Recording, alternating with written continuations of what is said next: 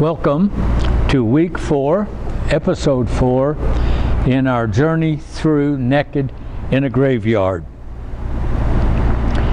In paradise, Adam lived in a world with 2 trees, and Adam chose to live in a world with only 1 tree.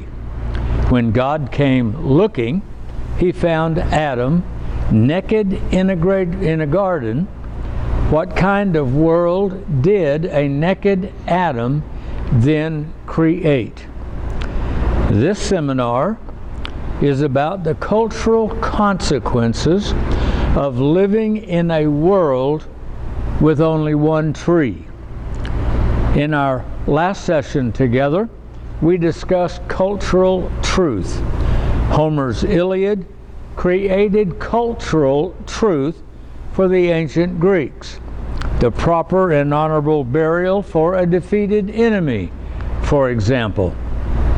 Antigone defended her cultural truth by burying her defeated brother, even though it had become against the law to do so. Creon, the new king, was part of the New World Order, part of a new culture with a new cultural truth. He defended the new cultural truth of this new world order. You see, when truth becomes cultural truth, then it is our culture that now defines what is truth for us. That's pretty important. In tonight's session, session 4, we're now going to leave Greece to discover the problem of assumptions as we explore the cultural context of ancient Mesopotamia. The Semitic culture in ancient Mesopotamia and the question of literary plagiarism in the book of Genesis. We're going to take what we've already learned about reading between the lines, reading between our fingers, between what is sensible, visible knowledge of our fingers and what is asensible, cognitive awareness of what we can also see simultaneously through our fingers, and begin making use of this as we look at the culture of ancient Mesopotamia. That brings us then to page 76 in your book, our book, Naked in a Graveyard. We have completed our regimen of training. We turn now to consider the story of the naked man living in a graveyard. It was arrogant of me in the beginning to suggest I had any insight or understanding of Oedipus and the Sphinx riddle. I possess no such arrogance according to the story of the naked man in a graveyard. If my incompetence has not already been shown in what has been said already in our first 3 episodes, my incompetence shall painfully and embarrassingly become obvious as we now turn aside. You see, there is a difficulty before us. It is one thing to quote or cite scripture. It is quite another to move past the surface of the words to the reality the author experienced and saw and used his words to express. For example, it is one thing to read these words from St. Paul: "Therefore, from now on, we regard no one according to the flesh. Even though we have known Christ according to the flesh, Yet now we know him thus no longer. 2 Corinthians 5:16. It is quite difficult to move beyond the visible and the literal to the invisible and mystagogic reality, which is not only present in the visible, but the cause of the visible's existence. The same way it is to move beyond the literal words on the page to go to the experience that Paul was talking about, the experience of even the details in the life of Christ. To move beyond the details to see and experience who it is who is at work, who Christ is, which would have been revealed in the Transfiguration, for example. There is an indivisible unity of the visible and the invisible, which is being manifested. The unity of the two, visible and invisible, is one. The natural difference between the invisible and its visible manifestation remain inviolate, with each of the two natures preserved, undiminished, even after their union. The unity of the two is one. Reality is not either or. It's not either spiritual or physical. It is not physical versus invisible. It is not a choice between one or the other. It is not a choice between rational and cognitive knowledge, rational sensory perception, and our cognitive awareness.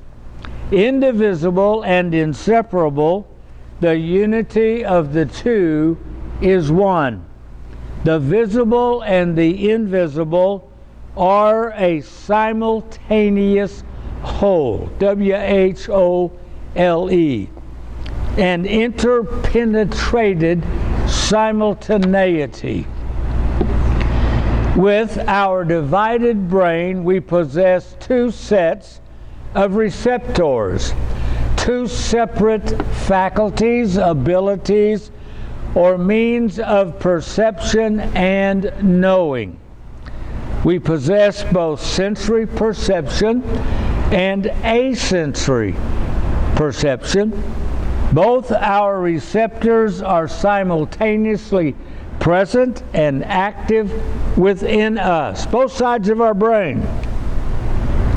Our difficulty arises because our receptors of the visible, our senses, dominate our receptors of the invisible.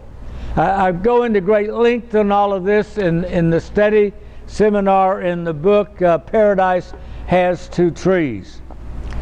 The domination of our visible receptors over our receptors of the invisible lies at the heart of Adam and Eve's decision in the paradise of Eden. So when the woman saw that the tree was good for food, that it was pleasant to the eyes, and a tree desirable to make one wise, she took of its fruit and ate. She also gave to her husband with her, and he ate. They chose the visible to be their source of knowledge, to make them wise, and we still eat from the same tree today. By adulthood, we have all but forgotten the invisible, as well as having forgotten that we even possess the ability, possess the receptors of the invisible. That brings us to the divine darkness. The thought of rediscovering and learning how to use our receptors of the invisible on the one hand seems ludicrous, and on the other hand, impossible to us. You see, we today are much like the ancient Israelites on Mount Sinai. So the people stood afar off, but Moses drew near the thick darkness where God was. We stand back and let someone else do it for us. We choose to remain as we are, comfortable living in our visible only world, and we'll let somebody else experience reality beyond our physical. We'll let somebody else experience and see the invisible for themselves and tell us about it. The verse just quoted from the book of Exodus could just as easily have been translated, Moses drew near the thick darkness of God. God is incomprehensible, inexpressible, and uncontainable. He cannot be encompassed by human sight or understanding. He who is hidden from our sight makes known his presence by visible means.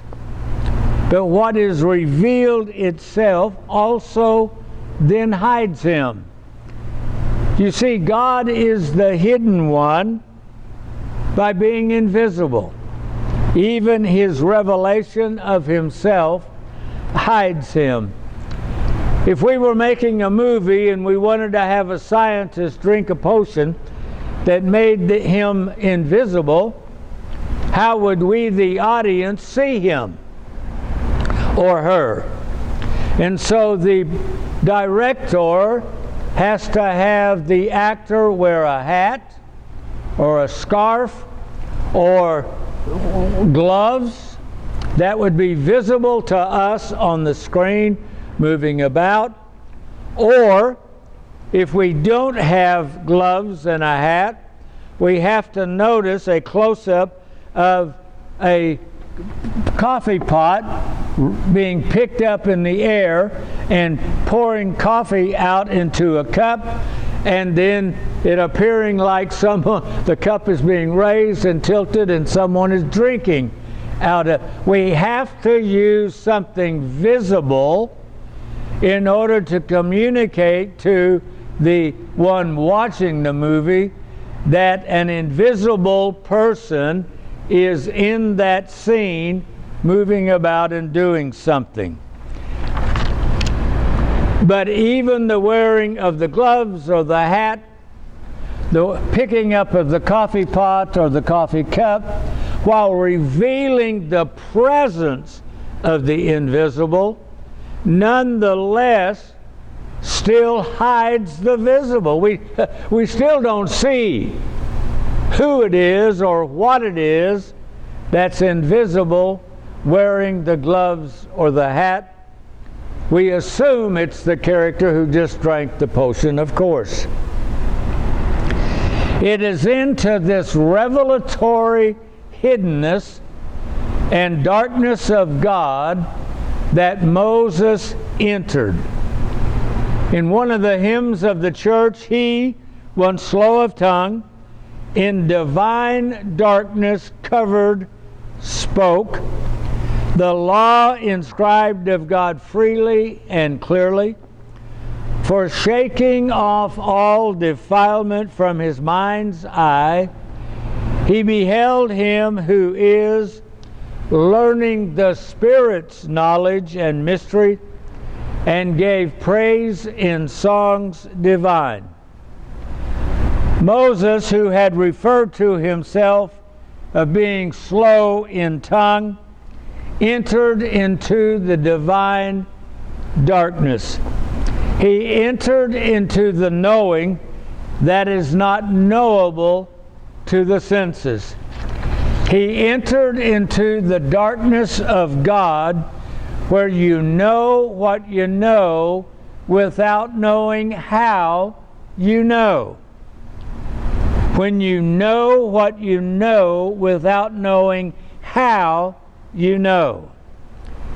Let us now likewise, as we are able, and as access is granted, let us enter into the divine darkness, that we might see what we do not yet see, and know what we do not yet know, the mystery of the man in a graveyard.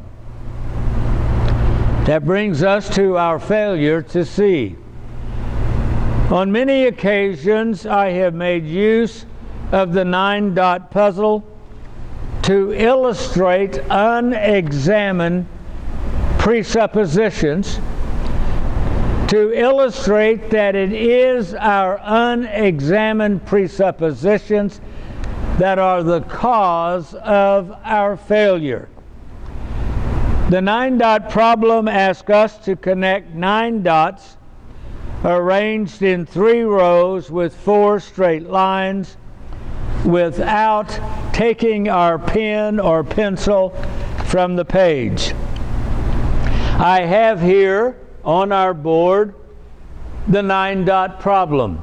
Here we have 3, 3, 3, and our assignment is to connect all of the dots, all 9 dots, with 4 straight lines without removing our writing instrument from the page. Those of you that are watching this online, this is an excellent time to pause the video and see if you can solve the 9-dot problem. Unfortunately for those of us here this evening, we don't have the luxury of time that we could all take the time out. We need to continue with our class so we can be finished at a reasonable hour this evening. So we will then continue and welcome back those who paused to try to solve the puzzle. You see, almost everybody who first tries to solve the problem of the 9 dots introduces as part of the problem solving an assumption. And it is that assumption that makes it impossible to solve the puzzle. The assumption we make is that the dots compose a square, a self-imposed condition which the instructions do not contain. The failure, therefore, does lie in the impossibility of the task, but in the attempted solution limited by our assumption. In the same way that Oedipus' assumption, he assumed that he knew who his parents were, crippled him and made him blind to solving his own life. Our assumption of a box is for us a paralysis of our own thinking that cripples us and makes solving the puzzle impossible. Inside the system of a box, it does not matter in the least which combination of the 4 lines we try, or in what order or which dot we begin with. There's at least always 1 dot left over, whether we go like this, or had we gone like this way, we would have had 2 left over. If we flipped it this way, we've got these 2 left over. And in exasperation, we decide to be a decorative artist, and we just settle for having a diamond with all four corners and the middle left out and untouched. It's impossible to solve the problem because we have assumed we are inside a box. It is our assumption, an assumption we did not know we made, that keeps us inside the box, keeps us from solving the problem. Without stepping outside our own assumptions, we can only see what our assumptions allow us to see. If I assume there's only a physical world, my assumption keeps me from ever seeing with assensory perception, with my cognitive awareness, that which is invisible and beyond the ability of my five senses to know. It is our assumption that keep us from seeing. If we cannot see, it is because our assumptions do not allow us to see. So let us be clear. Visible reality is knowable. It is seeable by our sensory perception. Invisible reality is also knowable, perceivable, seeable by asensory perception. If you cannot see the invisible, change your assumptions. Assumption one, that reality is only what I see physically. Reality is only that which is my five senses. Second assumption, that it is the visible, seeable, empirical world that is eternal. Both assumptions just created a box that is Western culture. And in order to solve the puzzle, the mystery of life, the mystery of life and our own life and the meaning of our own life, we must change our assumptions.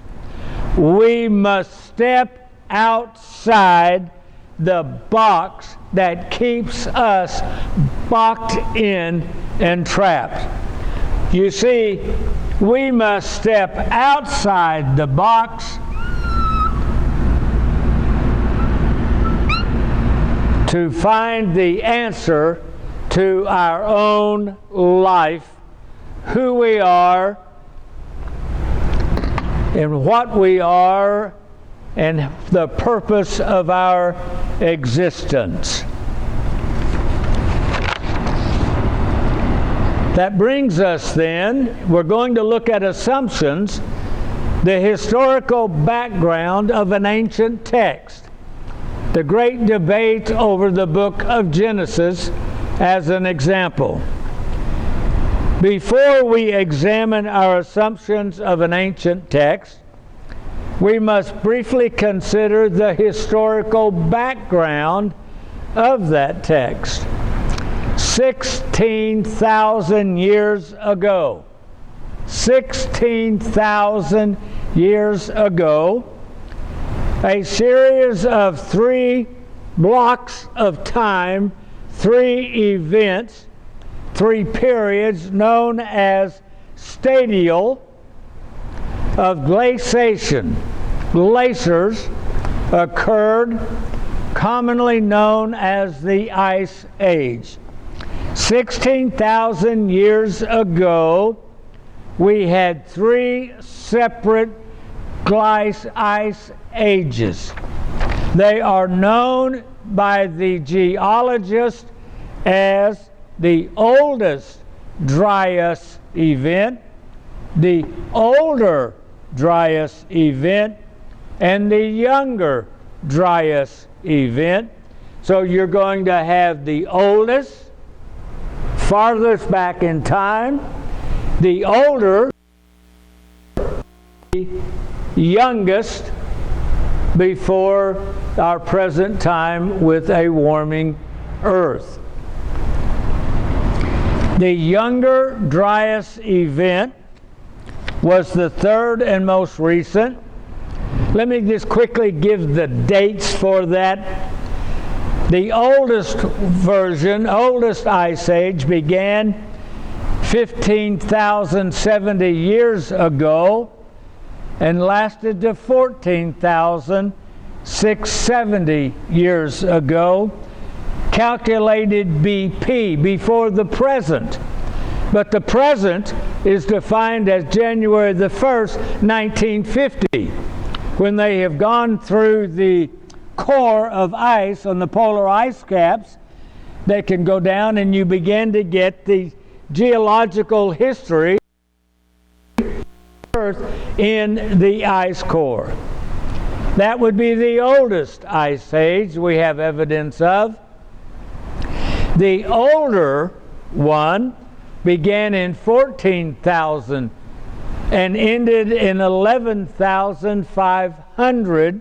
I'm sorry, I skipped to the younger. Began in 14,000 and lasted until 13,800 calendar years BP, before January 1st, 1950. And the final ice age, the younger of the three, began 13,300 years ago and lasted till 11,500 calendar years ago, from 1950. That would make it, I don't know, maybe closer to 10,000 BC or so. Dryas event was the third most recent and longest ice age, lasting almost 2,000 years. It gets the name Dryas, D-R-Y-A-S, from a flower that grows in a cold climate. And so in the ice, you start going down and you find that flower in the ice for so many years, and that's one age. And then it started, you go through another period with no flowers. It warmed up. They don't exist in warmer weather. And then you go into another ice period where the flower appears again. So they are known as each of these ice ages by the flower that grows in cold climates and is present in the ice, disappears, present, disappears, present, and disappears, and is still not there today because we are not in a reglaciation period. We are still warming up and melting away the ice cap. At the end of the younger Dryas event, as the earth warmed and the ice began to melt, Neolithic humans appeared. Scientists today call us the human Homo sapiens sapiens. They call the Homo, the human, all those fossils they've got from the past of whatever they are, but they seem to maybe have walked on two legs, and so they began to call them humans, but they are not us. We are the Homo sapien sapiens, and the sapien sapiens is a subgroup subspecies inside the Homo sapiens species, and we are the only example on the planet ever of a Homo sapiens sapien. So you'll read the headlines that human evidence of humans has been found 15,000, 30,000, a million years ago. That isn't us. We do not appear until after the third ice age, the Younger Dryas event, which began to end 11,500 years ago, back from 1950. The Neolithic humans appear in my book and in the study that's also available online. These things, I believe, we go into all of this in greater detail. You're welcome to see the study that goes behind what we're talking about in this episode. The domestication of animals and crops occurred. Agriculture guaranteed a constant food supply. Neolithic humans, us, passed gradually through the stages of agriculture, village life, into that of the city. We're on page 84 in your book, Mesopotamia and the Fertile Crescent. The prehistory of Neolithic humans after the end of the Younger Dryas event, about 10,000 BC, which includes the birth of agriculture and the foundation of cities in Mesopotamia and the Fertile Crescent, stretching from Eridu and Ur at the eastern end at the Persian Gulf, through Mesopotamia, up to near Turkey, down through Syria, all the way down through Syria, Lebanon, Palestine, to Egypt.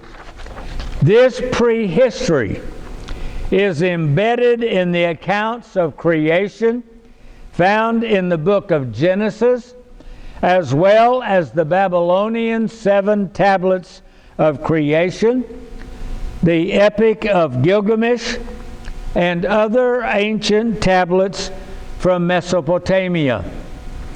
The archaeological discoveries from Mesopotamia contained prehistoric accounts of many gods, goddesses, and mankind.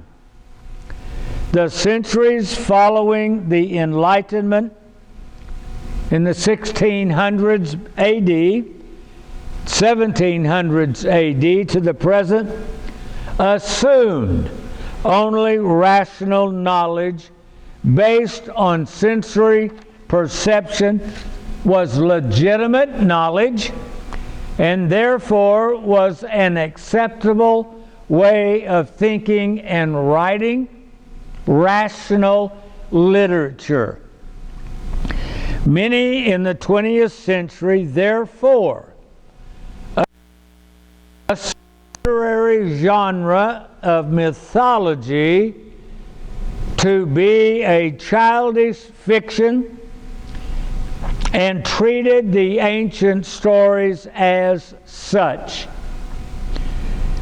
However, a German named Heinrich Schliemann believed there was actually history embedded in the mythological literature of ancient Greece. He believed Homer's Iliad was based on actual historical truth, events. His finding of ancient Troy, where we have the story of Helen of Troy and the Great Trojan War, his finding of Troy, of Mycenae, Clytemnestra's tomb, and then Arthur Evans, a British scholar, finding the Minotaur's labyrinth at Knossos on the island of Crete, demonstrated the historical events can be and are embedded inside mythological stories. In the 20th century, mountain villagers in the land associated with Jason and the Golden Fleece have been discovered using sheep skin with the wool still on the skin to trap fine gold particles in their mountain rivers. And when they pull the fleece from the water, it glistens because it's now covered with little tiny gold flakes in the fleece. There literally is a golden fleece. Whether or not all the details of the story are accurate, it is accurate that historically, to this day, there are people in that region mining for gold with a fleece. Inmerkar and the Lord of Arada, an ancient story, tells of the crossing of the plain of Eden. Adam is the only name of the first farmer that is known to posterity. The Tower of Babel was a ziggurat at Eridu in Mesopotamia. The Sumerian king list, as well as the Epic of Gilgamesh and the archaeological mud found at Ur by Woolley, were evidence of a Babylonian flood, a deluge. These archaeological finds did not, in and of themselves, authenticate any interpretations associated with these stories told using a mythological literary genre. However, these documents did authenticate that the stories were based on historical events which were embedded in the stories. No longer could ancient texts simply be dismissed by our assumption that anything other than a rationalistic literary genre was illegitimate. A century background of an ancient text. The 21st century thinks within a rationalistic box that is limited to sensory perception. Prehistoric Neolithic humans did not live, think, or experience their world within 21st century's box. Today, Neolithic humans are known as Homo sapiens sapiens. Sapiens is a Latin word meaning, on one hand, to know, to be intelligent, and to be wise. To know that you know. I remember learning a little ditty once, way many years ago in high school. Those who know not and know not that they know are stupid. Shun them. Those who know not and know that they know not are simple. Help them.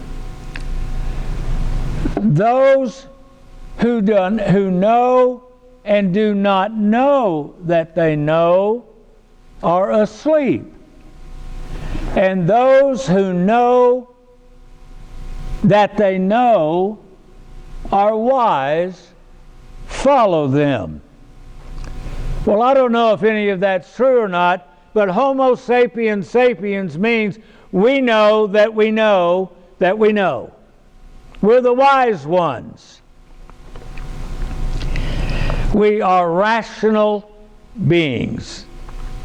Indeed, there is a case for arguing that Homo sapiens, meaning we know, the wise ones, rational man, is also Homo religious, the religious man.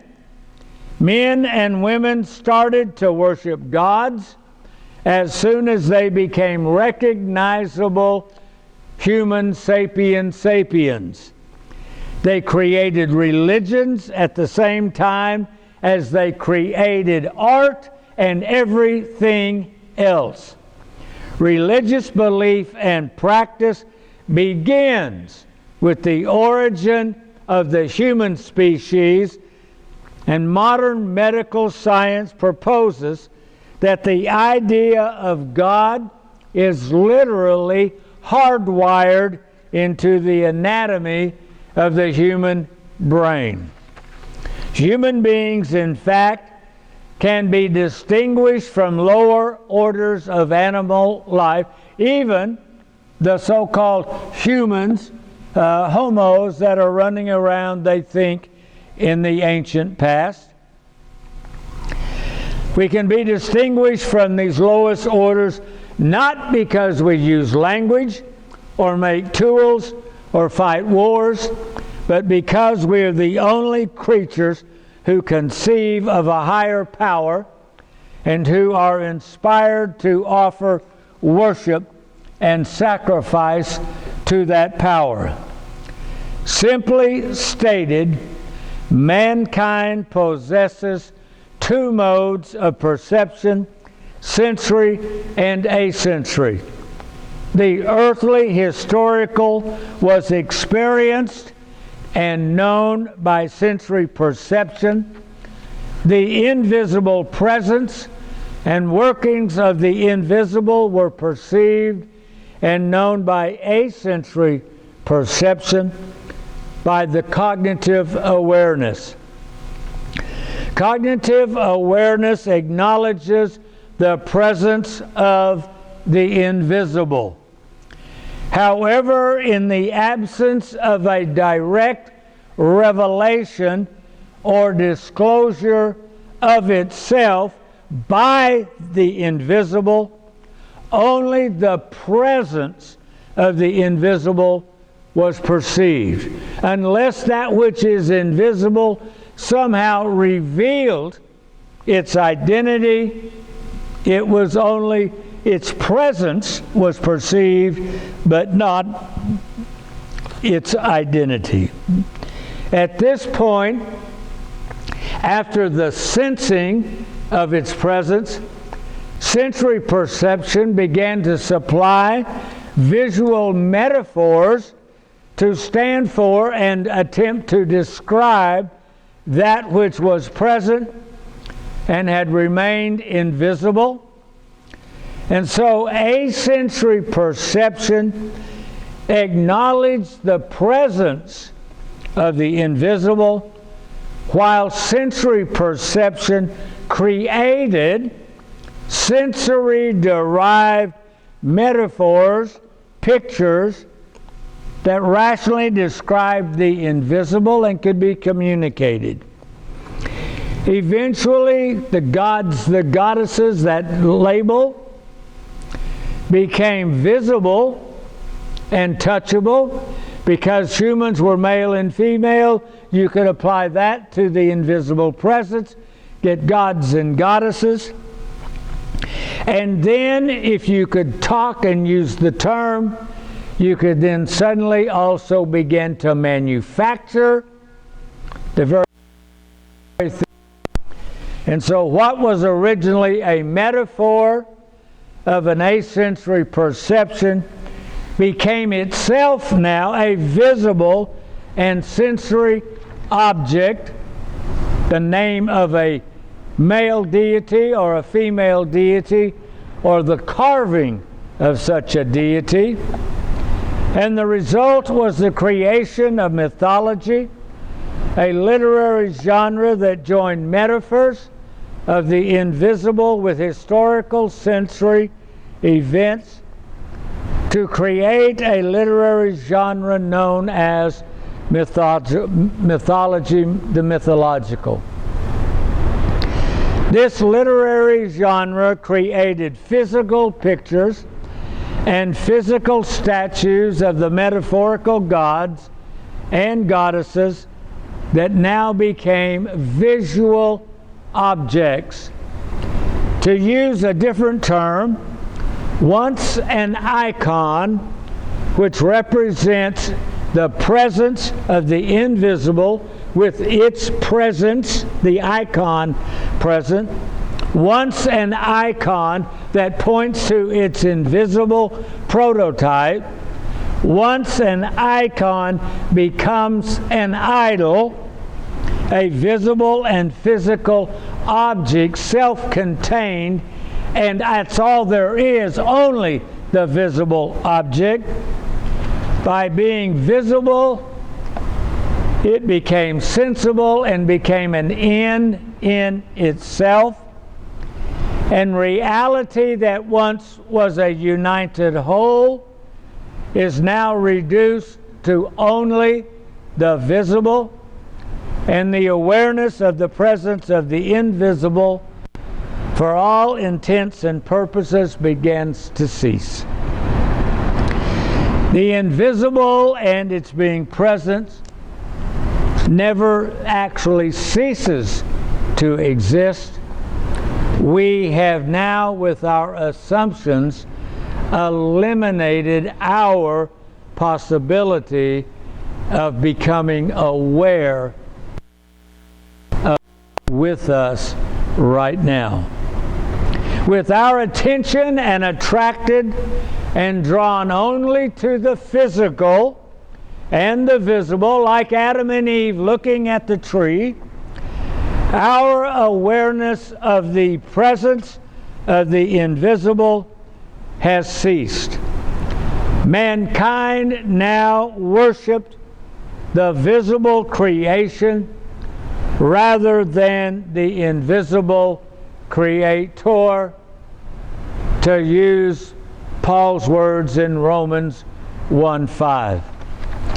Therefore, derived from the Enlightenment's rejection of asensory perception and cognitive awareness, the rejection in the 1600s AD and 1700s AD of anything but empirical box, those who launched archaeology in the 19th century did so inside the Enlightenment's rejection of anything but rational physical reality. Therefore, in the 19th century and the 20th century, it was assumed by being in this box that the stories discovered in Mesopotamian tablets, by being mythological, passed neither a historical nor metaphysical existential validity.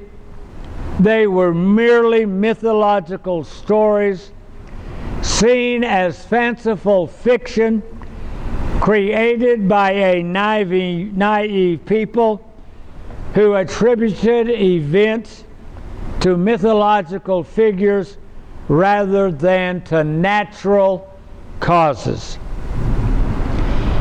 The archaeological finds did not in and of themselves authenticate any interpretations associated with these stories that were told using that literature, its genre. However, when the human reality of possessing a sensory perception, cognitive awareness is acknowledged, then the presence of the metaphorical deities in mythological stories must be understood as indicating the presence of the invisible to that ancient population. The presence of the invisible, which was originally experienced in connection with an historical event or reality embedded in the mythological story. Wow, this is heavy stuff. Page 88, the cultural context of an ancient text. Discovery in the late 1800s and early 1900s, the ancient Mesopotamian tablets using 20th century rationalism were described as the gradual merging of history into legend and myth. The Fertile Crescent covered 3 distinct regions: Mesopotamia, Egypt, and the land between in the eastern Mediterranean of Syria, Lebanon, and Palestine. Additionally, Mesopotamia had successive chronological corresponding to a progression from Sumer and Akkad near the Persian Gulf, westward and upward through Mesopotamia to Babylon, then to Nineveh near Turkey. Essentially 4 cultures,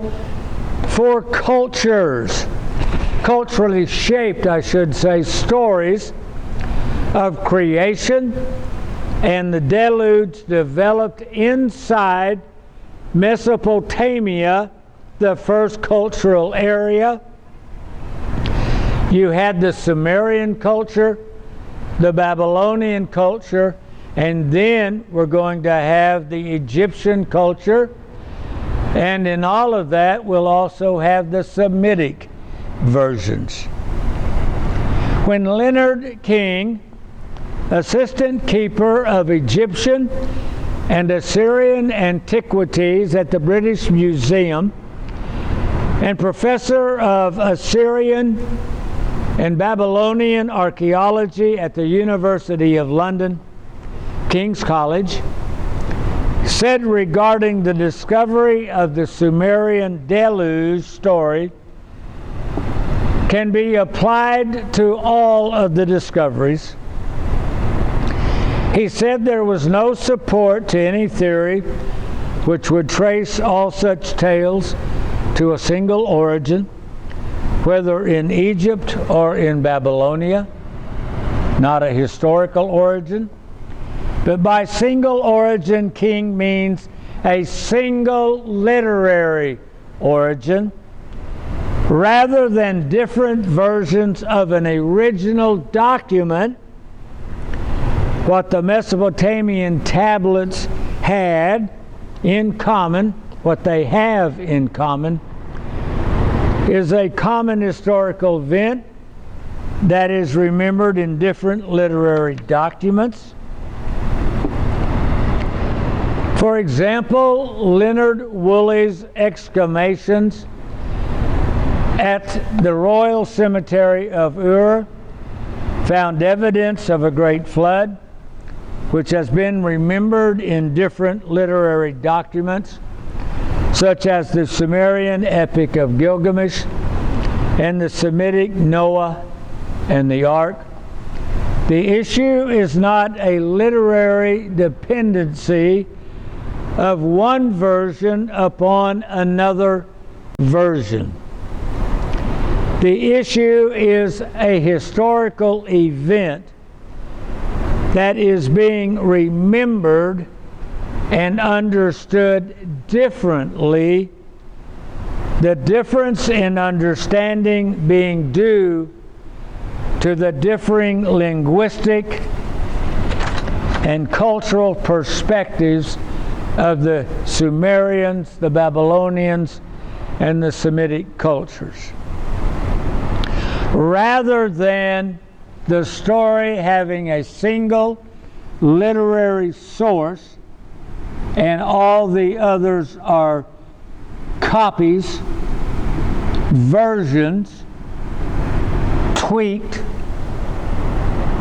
there was a single historical event that was experienced differently by different cultures inside their linguistic ability to express in words and inside their linguistic approach of using the mythological genre to describe it. You see, it was not a literary source being copied into different versions. Rather, it was a historical event which was understood differently from the perspective of different individual cultures, because their respective cultures now became the truth. Cultural truth is going to define what is truth for the Babylonian, for the Sumerian, for the Egyptian, as well as for the Semitic cultures. That brings us then to page 89, the role of a common cultural context. I think we've had a lot at this point, so let's pause now for a few minutes, catch our breath. We've got our goodies over there, some coffee. We're so grateful to Sally bringing some goodies. We're grateful making some coffee for us. The nature break down the hall where the restrooms are, of course. We'll come back in about 5 or 10 minutes or so. Let's have a break. Thanks.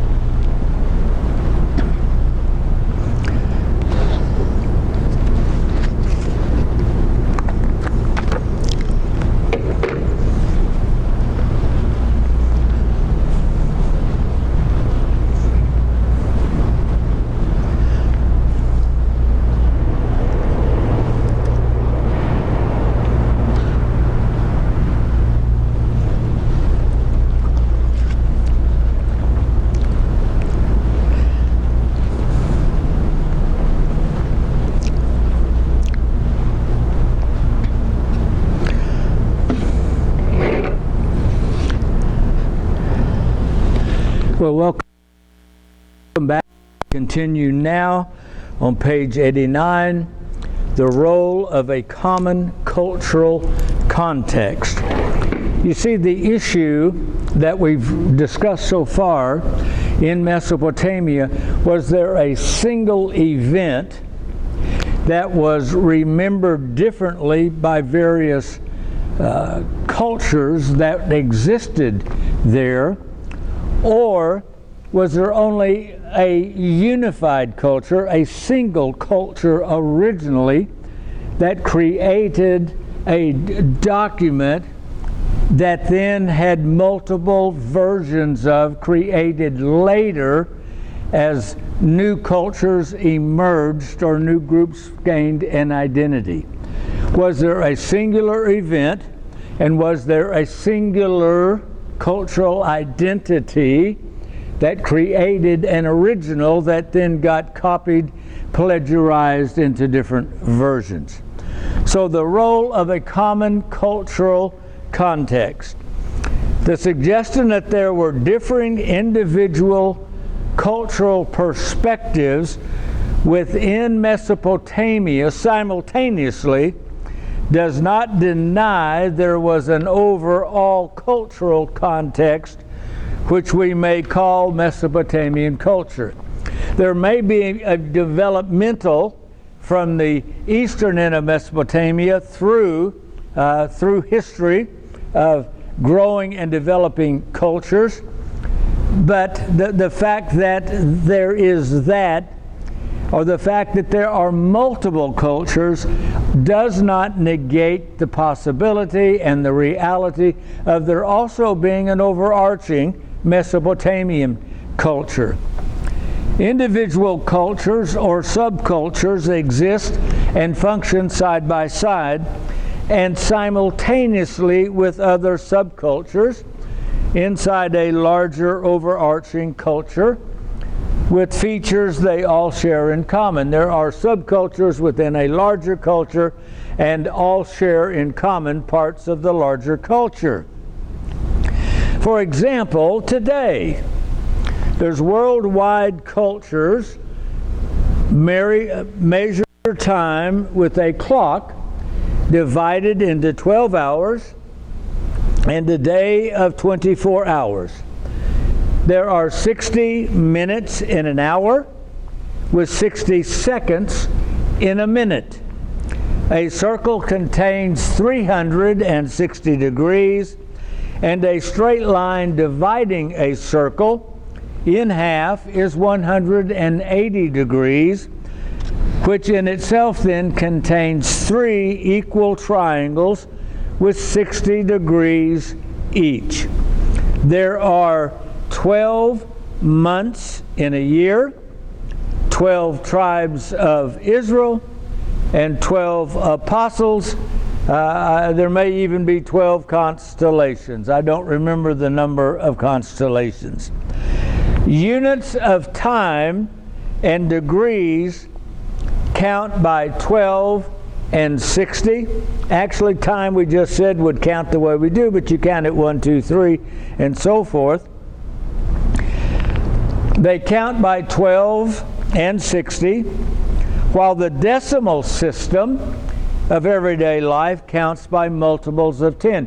So we have 2 systems of counting. When we count time and when we count the degrees, we count by 12 and 60, and when we just count items, we do so with decimals as a multiple of 10. We take these 2 different counting systems for granted. What is not generally realized is that ancient Sumer counted by 12 and 60. Thousands of years ago, with the beginning of Neolithic culture, Neolithic beginning and the cities, Sumer counted by 12 and 60. And here's how they did it. We want to say we are so much more advanced than they were in the past. But you see, for the Sumerians, we only with 4 fingers get 4. They looked at a finger and they saw there's where a knuckle is, there's a knuckle, and there's a knuckle. And they could use their thumb and count up a finger, down a finger, so that there's 1, 2, 3, 4, 5, 6, 7, 8, 9, 10, 11, 12 lines, knuckles, joints in the 4 fingers. They just counted to 12 using the thumb as the counter. 1, 2, 3, 4, 5, 6, 7, 8, 9, 10, 11, and 12. With the other hand, either whichever way you want to use, which hand you're counting with and which hand, you're keeping track of the repetitions. 1, 2, 3, 4, 5, 6, 7 is 1. 1, 2, 3, 4, 5, 6, 7, 8, 9, 10, 11, 12, 2, and so forth. 3, 12, 24, 36, 42, and 60. So with counting the joints, the knuckle joints on one hand, and keeping track of the repetitions with the other hand, you can count to 60. 12, 1, 2, 3, 4, 5 times 5 gives us 60. And so the Sumerian counting system, the Sumerian calculation of time, and mathematically inventing the circle, the repetition, the circularity of the seasons, and so forth, it is from the Sumerians. And so we have ancient Sumerian culture embedded inside our larger modern culture of today. I'm looking ahead now where we are. The end of Sumer counting brings us to page 91. The point is that today's world uses a counting system created over 6,500 years ago in ancient Sumer. The fact that we do so in no way suggests or implies culturally the approach that we culturally approach the world the same way as the ancient Sumerians. The Fertile Crescent contained multiple subcultures with their individual understanding of their world. The Fertile Crescent also contained a crescent-wide culture shared in common by all. This is the point. There are those who suggest the various subcultures within Mesopotamia were derivatives of a single original. There may be original variations provided by each culture, but all of them, according to the so-called experts, are versions of the same original mythology. This argument was used to explain the similarity of the biblical accounts found in the first 11 chapters of Genesis. Prior to the archaeological discoveries of the late 19th and early 20th centuries, the only account of ancient days that ever existed was the Genesis account. We didn't know of any other account. Ultimately, after the 19th and 20th century discoveries, the academic conclusion was that far from being unique, the Genesis account was little more than a Semitic derivative of Mesopotamian mythology. Therefore, let us briefly consider that Semitic presence in ancient Mesopotamia. We are questioning the assumptions created by archaeology at the end of the 1800s and the beginning of the 1900s. The ancient Israelites, of course, were a Semitic people, And when we come to the Semitic culture then on page 91, the ancient history of Mesopotamia remains still largely unknown. The ancient history of the Neolithic revolution and the Neolithic culture that emerged. It is known that Semitic speakers lived alongside the Sumerians from early times. The southern end of Mesopotamia, the eastern end, was known by its two cities, Sumer and Akkad. Sargon of Akkad created the first empire by conquering Sumer, conquering southern, eastern Mesopotamia, Syria, and Elam in western Iran. A cultural symbiosis developed between Sumer and Akkad with a bilingualism by which the Semitic Akkadian language spread across the Fertile Crescent and supplanted the non-Semitic language of Sumer. Sumer may have been an original language, but the Semitic language, the Akkadian language, is the one that then is going to be the multilingual, bilingual culture spreading across the Fertile Crescent. Modern-day Jews and Arabs are Semitic peoples who speak a version of the ancient Semitic language dating back to the beginning of the Fertile Crescent. The three worldwide religions of Judaism, Christianity, and Islam may be considered to be Semitic religions. It is within this larger cultural context of the Fertile Crescent that the story of the Semitic Abraham occurred. Abraham lived at the eastern, southern end of the Fertile Crescent in the city of Ur, one of the oldest cities in Mesopotamia and of Neolithic mankind. Abraham lived several thousand years after our Neolithic ancestors settled at the eastern end of the Fertile Crescent. In 1800 BC, Abraham left Ur and began his journey through the Fertile Crescent upward to Haran and then downward to all the way to Egypt. And from Egypt he went back up and stopped at Hebron in Palestine. Abraham's grandson Jacob, his sons and their families, facing a drought in Palestine, went to Egypt to live.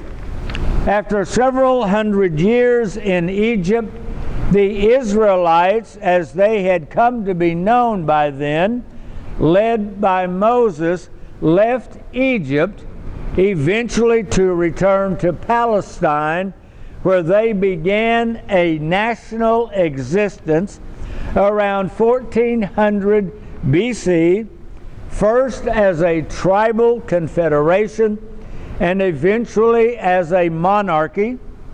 In 926 BC, that kingdom divided into the northern kingdom of Israel and the southern kingdom of Judah.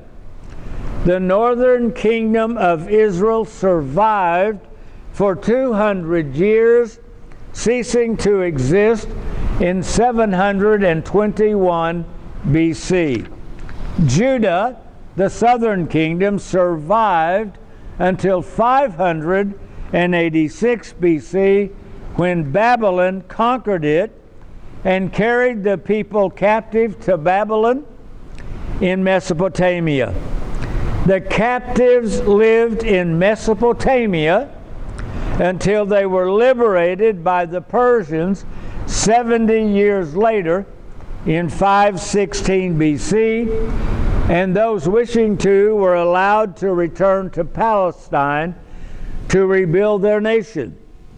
The archaeological discoveries of the 1870s into the 20th century called into question the originality of accounts given in the book of Genesis and the book of Exodus. The 7 tablets of creation and the Epic of Gilgamesh offered different versions that led to suggest that the biblical books were plagiarized versions of ancient Babylonian Chaldean documents.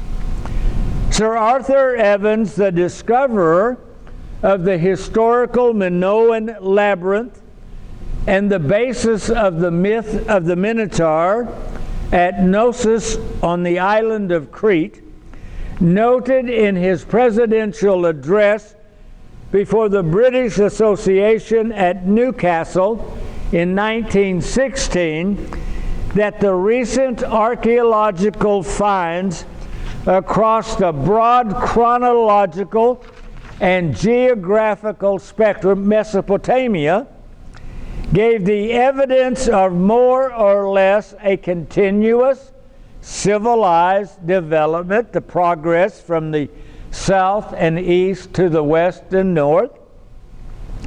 Later in that same year, noted Assyriologist Leonard King, in his lectures before the British Academy, building on Evans' previous address for having played a great part in proving the continuity of human culture from the most remote periods, based on the archaeological information evidence had shared.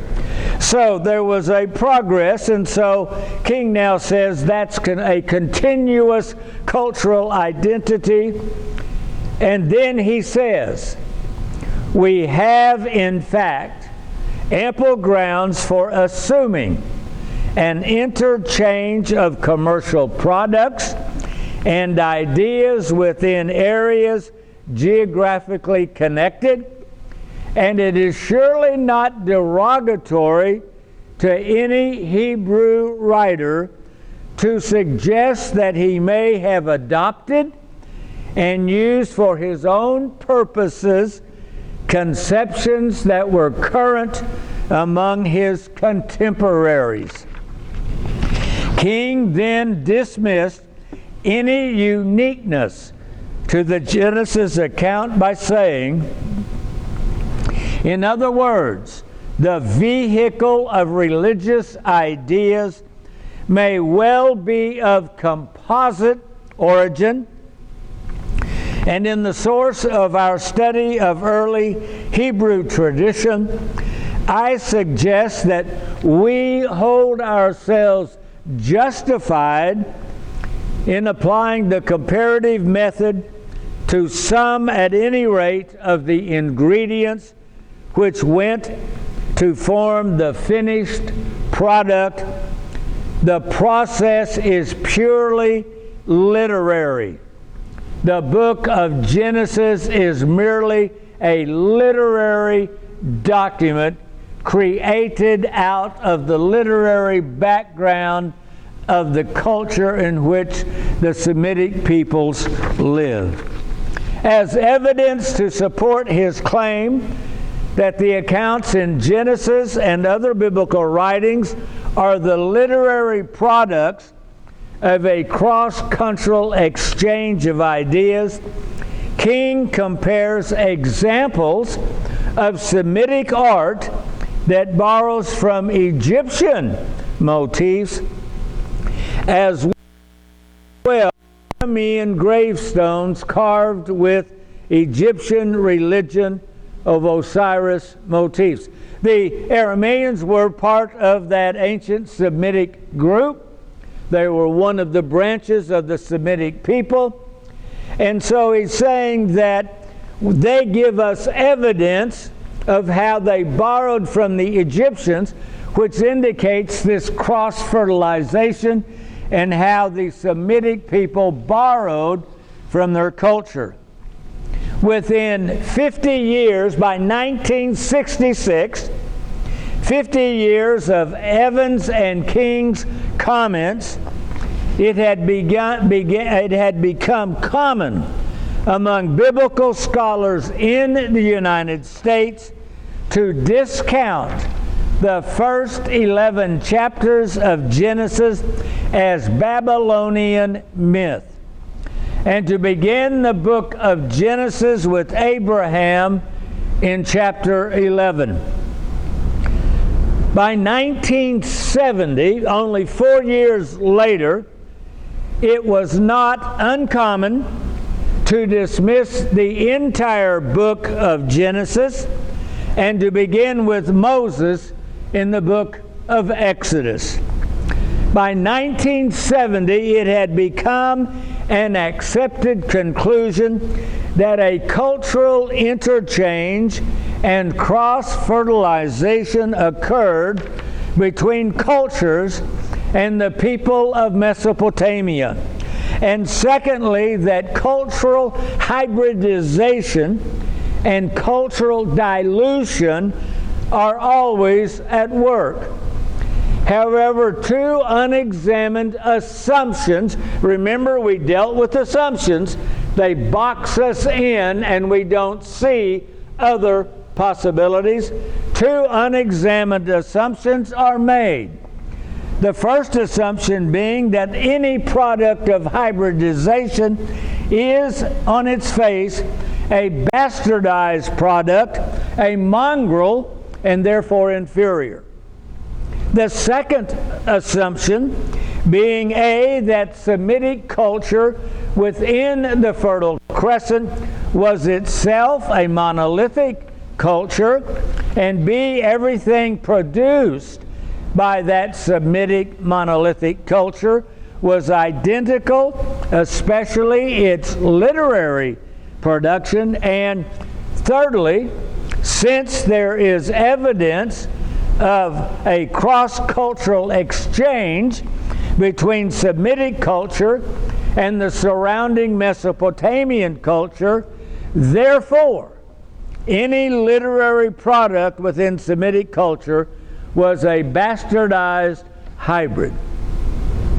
The first assumption is, of course, a byproduct of 19th century animal breeding theories that gave rise to Britain's Sir Francis Galton's eugenics applied to human races. The idea that a mixture is inferior to either of its sources is an unexamined bias that leads to chauvinism based either on gender and superiority based on race. The second assumption, that Semitic culture within the Fertile Crescent was monolithic, is, of course, patently and historically verifiably false. King as much as confesses so when he acknowledges he cannot make use of the Jewish Elephantine papyri as an example of Semitic borrowing of Egyptian ideas, since the early Jews of the diaspora, though untrampled by the orthodoxy of Jerusalem, maintained the purity of their local cult in the face of considerable difficulty. The Jews in Egypt maintained their particular identity with the considerable difficulty of the influence of the Egyptian culture which they found themselves in, regardless of whatever else the Jews shared with their Semitic cousins elsewhere. Unlike their cousins, they maintained the purity of their cult, their worship, their religion, in the face of considerable difficulty, which is to say the Jews maintained their distinctive and unique religious and cultural identity. Unlike their Semitic cousins, the Aramaeans, the Jews resisted becoming a bastardized hybrid. Since King admitted he could not use Semitic Jews as an example of literary cultural plagiarism, King made use of the gravestones of the Semitic Arameans instead, and concluded hence the gravestones of their Aramean contemporaries, which have been found in Egypt, can only be cited to illustrate the temptation to which they were exposed. The temptation may have been there, but the Israelites in Egypt, the Jews later in Egypt, did not submit to the temptation to absorb the cultural religious ideas of their outside culture. It might have been a temptation, but you cannot conclude from that they yielded to that temptation, and that Genesis is therefore a hybridized, bastardized product of Mesopotamian culture. King's evidence is that Jews in Egypt, as well as the Fertile Crescent as a whole, faced the temptation of cultural syncretism and the amalgamation of religious ideas to create and maintain their own Jewish faith. He offers no evidence or proof that they yielded to that temptation. In fact, he says because they did not yield to that temptation, he had to cite an example from the Jews' Semitic cousins, the Aramaeans, instead. Wow. This brings us to page 96, Semitic literature in a cultural context.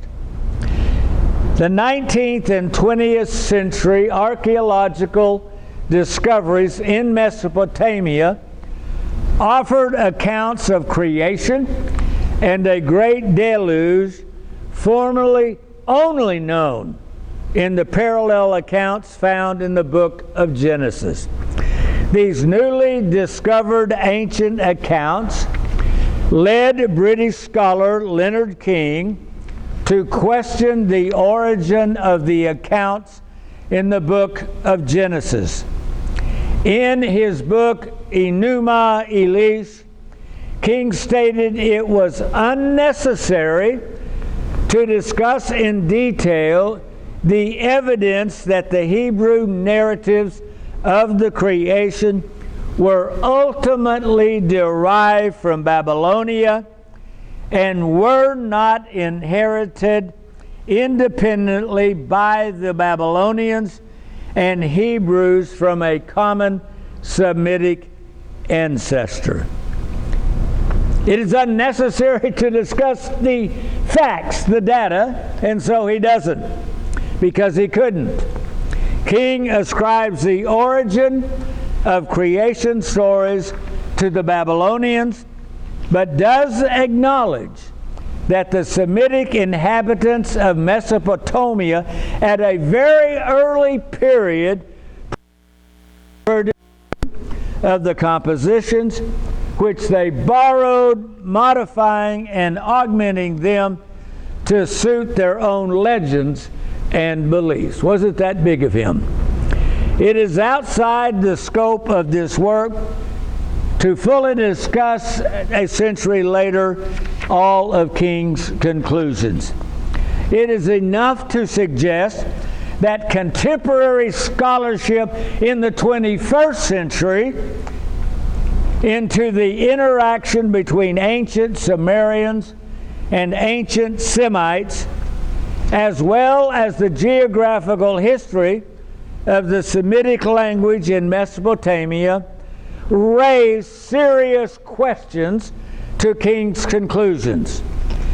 Contemporary linguistic scholarship identifies multiple languages existing simultaneously in Mesopotamia, even concluding, quote, "Not for nothing was the Tower of Babel there," which is an historical reference embedded in Genesis to the multiplicity of a multilingual Mesopotamia.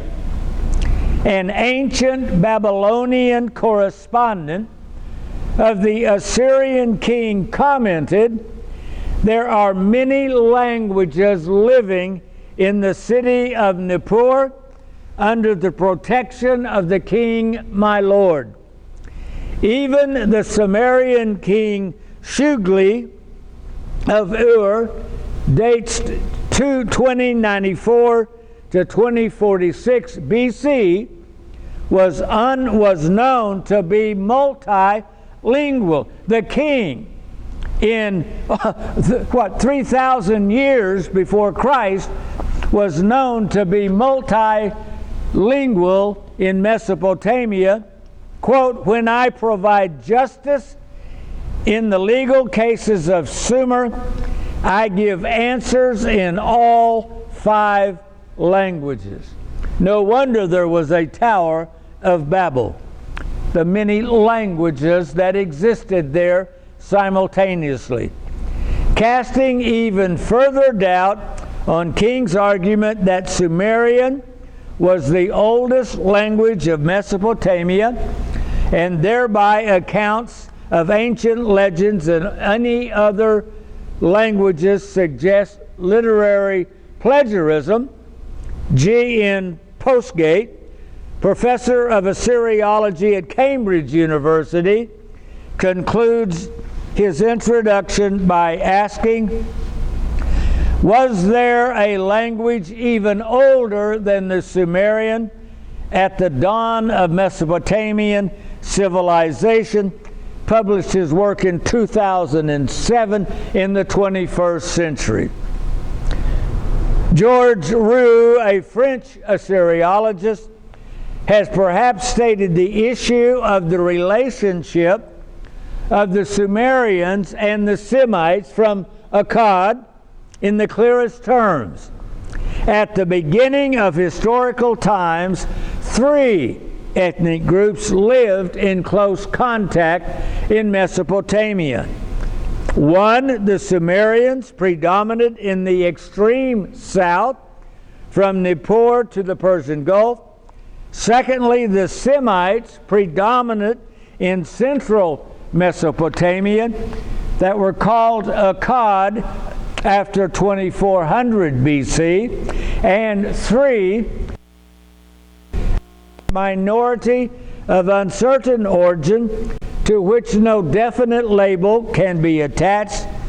From the point of view of the modern historian, he says, the line of demarcation between the 3 components of the first historical population of Mesopotamia is neither political nor cultural, but linguistic. Of the 3 original groups in Mesopotamia, the distinction between them was their individual difference of language. All of them had the same institutions.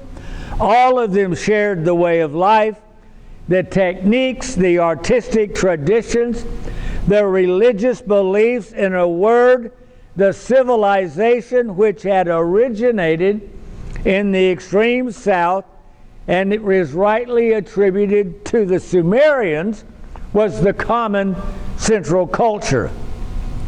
The only reliable, Roux is continuing, the only reliable criterion by which we can separate and identify these 3 peoples existing simultaneously and in contact with each other is therefore their language. The appellation calling something Sumerian should be taken as meaning Sumerian-speaking people and nothing else. There really was no original Sumerian culture. There was a group of people, the Sumerians, speaking the Sumerian language. The Semites were those who spoke the Semitic dialect, and indeed we would be unaware of the existence of this third element were it not for a few strange, non-Sumerian and non-Semitic personal and geographical names which occur here and there in the ancient texts. This, incidentally, explains why all efforts to define and to assess relations between the Sumerians and the Semites in fields other than philology, linguistics, are doomed to failure. King's efforts to establish relationship based on culture, etc., is doomed to failure. Anything that's not based on differences in language is doomed to failure. So says the 21st century. Another point should be made clear. There is no such thing as a Sumerian race, neither in the scientific nor in the ordinary sense of the term. My goodness. Now that was written in 1992 at the close of the 20th and the coming of the 21st century. American archaeologist and professor of Middle Eastern Studies at the University of Texas, Austin, in her groundbreaking work that writing developed in Mesopotamia from counting, stated, the oldest account of the invention of writing is perhaps the Sumerian document, the Epic of Enmerkar and the Lord of Aratta. By the way, it is that document that has the name, the word Eden in it. Shemot Beserat, who is the professor at the University of Texas, Austin, then adds, one might add that there, according to the Sumerian king list, that Enmerkar lived about 2700 BC. Abraham was 1800, so that's 900 years before Abraham, when writing had already been a common practice for at least 500 years. So if the first document we have happens to be a Sumerian document, the Enmerkar and the Lord of Aratta, writing is believed to actually been invented 500 years before that, and it could have been invented in the Semitic language, it could have been admitted in the Sumerian language, or in that unknown language, so that by the time the document, Enmerkar and the Lord of Aratta, was written in Sumerian, it might just as easily have been written or something similar in one of the other languages. In other words, the fact that the oldest document we found, which doesn't go back to the beginning of writing, but the earliest one we actually found was in Sumerian, does not in itself say that's the only one, the only language that existed at that time. It just simply means we found a document written in that language from that period. We may, rightly so, in another 100 years, find other documents in the other languages. We cannot make a conclusion that this was the only language or even the first language based on that evidence alone. So, page 99, the singularly distinct perspective. The single distinctive perspective.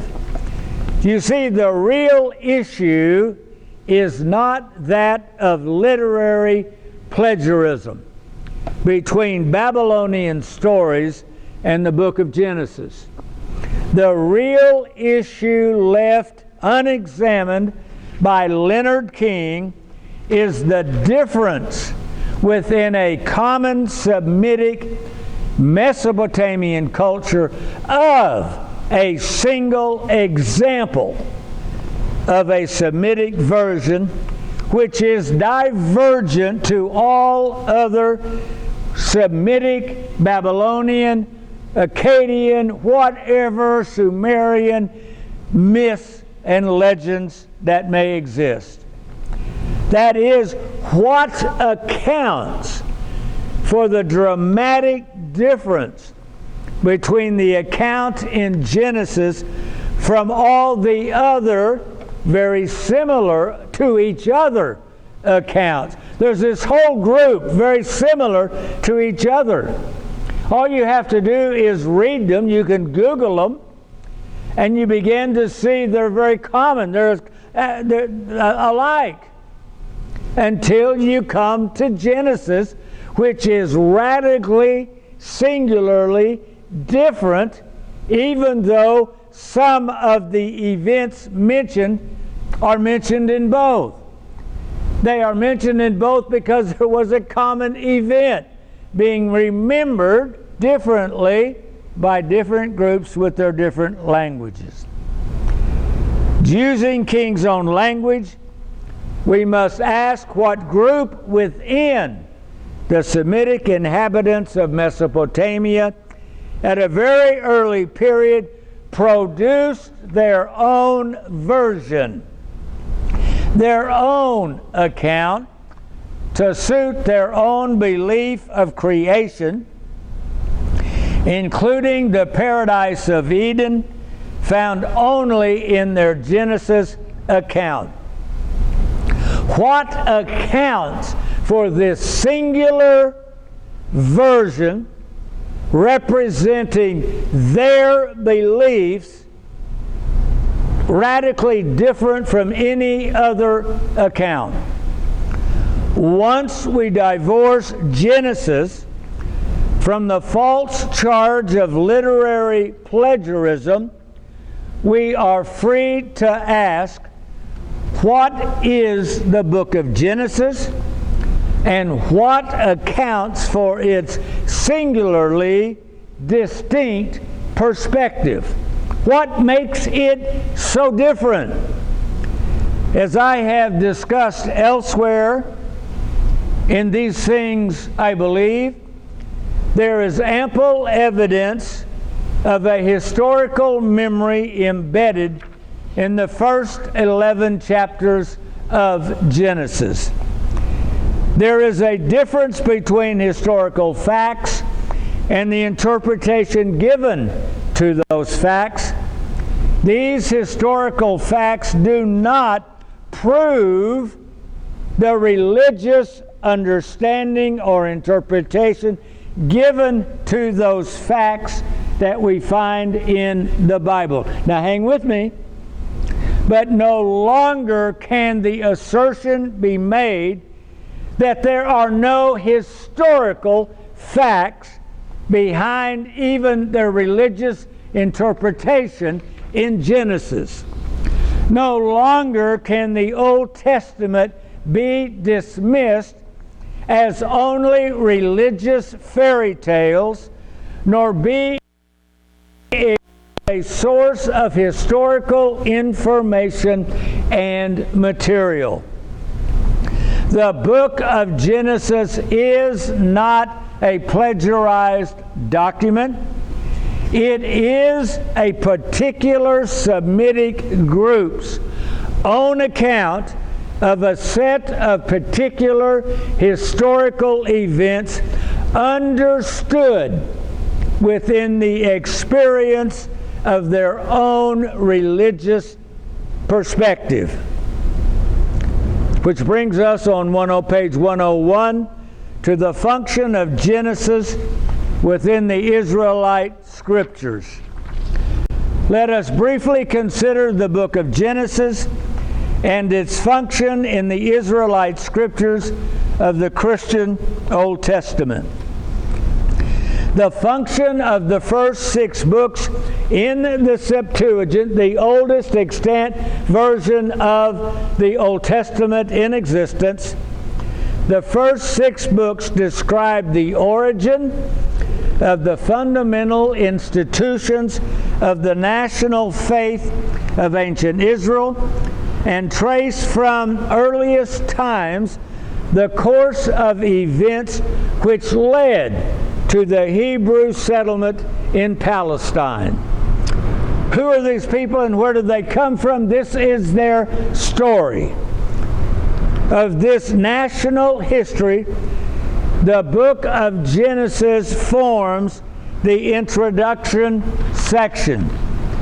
3 centuries of complete silence lie between the close of Genesis and the beginning of Exodus, where we enter into the history of a nation as contrasted with that of a family. Beginning with Exodus, the Israelite scriptures are the history of a nation with a particular religious identity. Genesis, on the other hand, contains the patriarchal biographies, Abraham, Isaac, and Jacob, who gave birth both to the people who became the nation, as well as the particular religion of these people and their nation. The patriarchal biographies are preceded in chapters 1 through 11 by an account of the origin of the world, the beginnings of civilization, and the distribution of various races and language of mankind. Abraham, 1800 BC, was a Semite from the city of Ur at the eastern southern end of Mesopotamia. Ur, near ancient Sumer, was one of the oldest cities in Mesopotamia, with its own ziggurat, known as the Tower of Babel, that dominated the city. Abraham journeyed westward to the apex of the crescent before turning southward and arriving in 1500 BC. The book of Exodus begins with Moses leading the descendants of Abraham, Isaac, and Jacob from Egypt to begin its national life. We've already stated this. 900 years later, in 586 BC, the national life ended with their defeat by the Babylonian Empire. We're back in Mesopotamia. The descendants of Abraham, Isaac, and Jacob were taken captive to Babylon in Mesopotamia. The Israelites had returned full circle to the land of Abraham's birth. 70 years later, the Persians defeated the Babylonians in 516 and permitted those Jews wishing to do so to return to Palestine to reestablish their national and religious life. It was during those 70 years of Babylonian captivity that the various religious writings of the Jews, including the book of Genesis, were gathered and consolidated into a quasi-official canon, the Israelite Bible. Scholars such as Assyriologist King, believing the first 11 chapters of Genesis were a plagiarized redaction from ancient Babylonian myths and legends, grappled with the question of whether the Genesis account was written and influenced by having been in Egypt, that is before the Exodus, Or was it written after the exile, all those thousands of years later, while they were in Babylon between 586 and 516? King dismissed any Egyptian influence and then faced having to choose between when was Genesis composed. Was it before Abraham, Abrahamic, or was it composed and written post-exile? And was it a post-exilic addition of a plagiarized first 11 chapters of Genesis, then in existence in Babylon, which became then a prelude to beginning the story of the first patriarch of Abraham? As an aside, King decided that the first 11 chapters would have been written prior to Abraham and were much older. Lost in all of that discussion of Egyptian, non-Egyptian, pre-Abrahamic, Babylonian, or post-exilic Babylonian influence on Genesis, lost in all of that academic paraphernalia. Number one, the unexamined assumption that Genesis is the product of literary plagiarism. We've already discussed that. And secondly, a consideration of the particular Abrahamic religious perspective and belief that separated Genesis from all other Semitic and non-Semitic versions. It's the assumption that it ignores the particular Abrahamic religious perspective that is embedded in Genesis. Rather than assuming literary plagiarism, let us instead seek to discover the origin of that singularly and definitive religious perspective that separated Genesis from all other accounts. Let's see if we can do it.